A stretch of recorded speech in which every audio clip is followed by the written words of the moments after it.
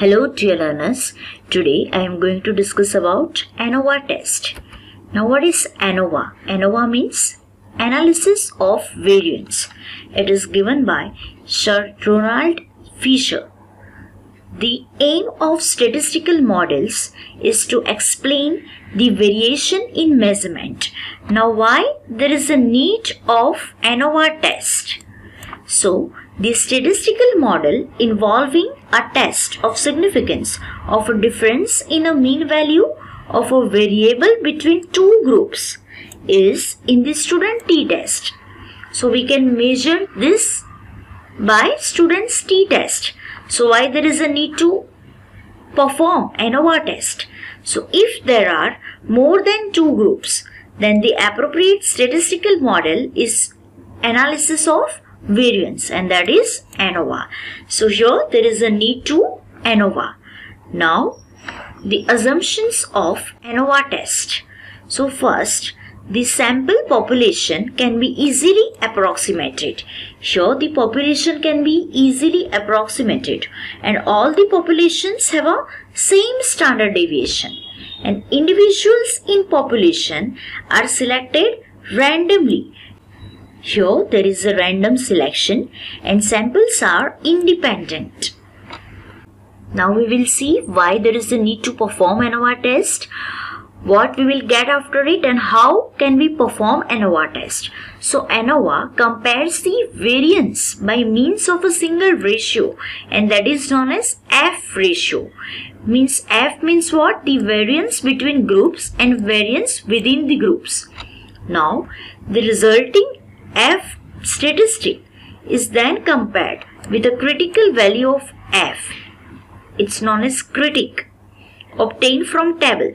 For example, as like we are measuring the t value, like that only we have to measure F value from the table in much the same way as was done with a t-test.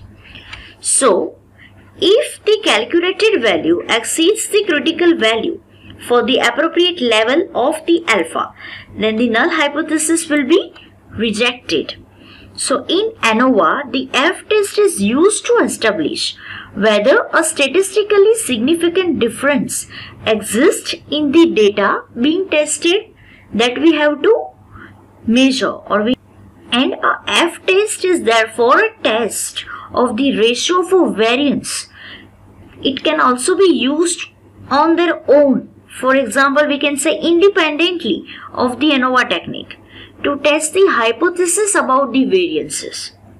Now, types of ANOVA test.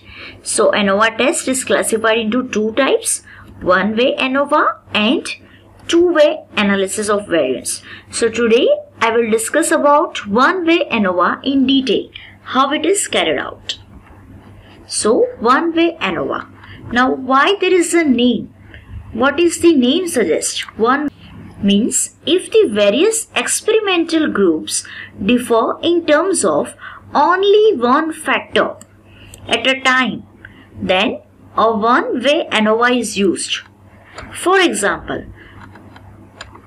what does it mean? Various experimental groups differ in terms of only one factor. For example, a study to assess the effectiveness of 4 different antibiotics on Pseudomonas. Means what? Here Pseudomonas is a factor, that is only one factor, but we have a different group. Means we have a 4 different antibiotic, but we are going to study the effectiveness on only one bacteria, that is Pseudomonas. This is known as one-way ANOVA. Now we will see what are the steps to carry out ANOVA test. So, steps for one-way ANOVA. So, first one is, what we have to do? First, we have to obtain the mean of each sample. For example, how we can get the mean? This is the mean. If there are k number of sample, when there are the k number of sample, then we can write the mean like this. So, work out the mean of the sample means as follows. By using this equation, we have to identify the mean. Here, mean divided by the number of samples. So, this is the first step. After that, we have to take the deviations of the sample mean from the mean of sample means and calculate the square of such deviations which may be multiplied by the number of items in the corresponding sample and then obtain their total. So this is known as the sum of squares for variance between the samples, or we can say the SS between. SS means sum of squares of a variance between the sample, that is SS. So by using this formula we can identify the SS between, means the sum of square for variance. We have to use this formula to identify it. The deviation of the sample means from the mean of sample mean, and we have to calculate the square of each deviation. This is the square of each deviation may be multiplied by the number of items. Here this is the number of items, and then there is a total, so that is known as SS between. After getting SS between, we can say sum of square between. The next step is to divide the result of the third step by, means we have to divide the SS between by the degree of freedoms between the samples to obtain variance, or we can say the mean square between samples. So here we have to identify the mean square between. So what is the formula? Mean square between is equal to SS between divided by K minus 1. Now what is this K minus 1? It represents the degree of freedom between the samples. So now we will get the MS, we can say mean square between. Now the next step, after obtaining that, the deviation of the value of the sample items for all the sample from corresponding means of the samples and calculate the square of such deviations and then obtain their total. And this total is known as sum of square for variance within sample.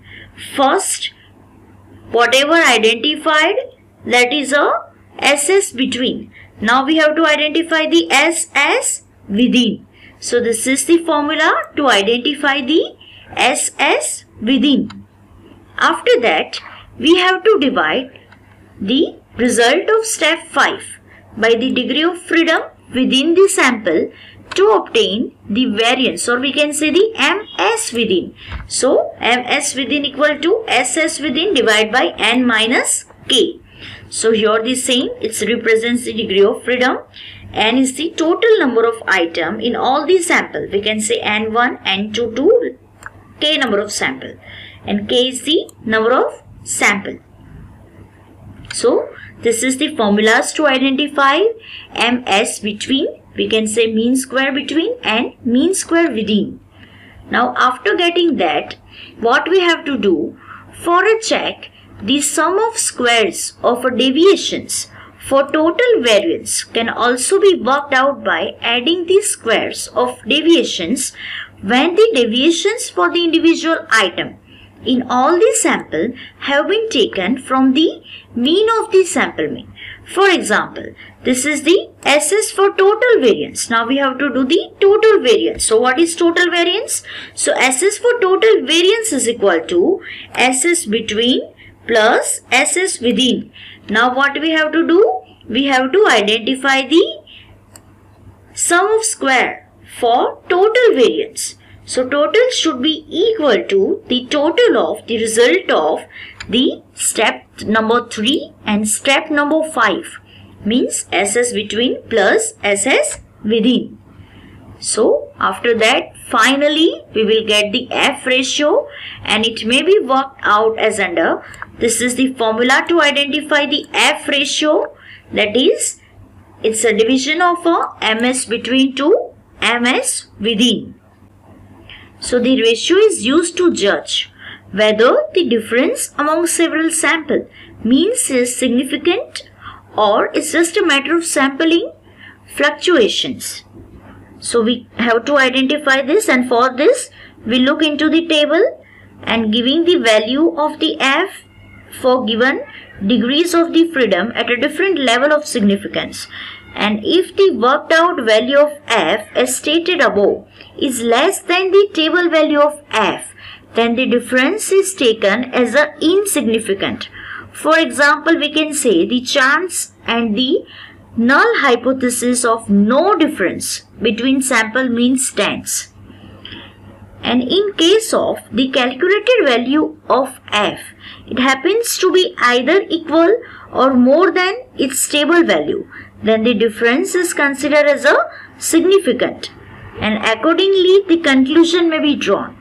Means the higher the calculated value of f is above the table value, the more definite and sure one can be about the conclusion.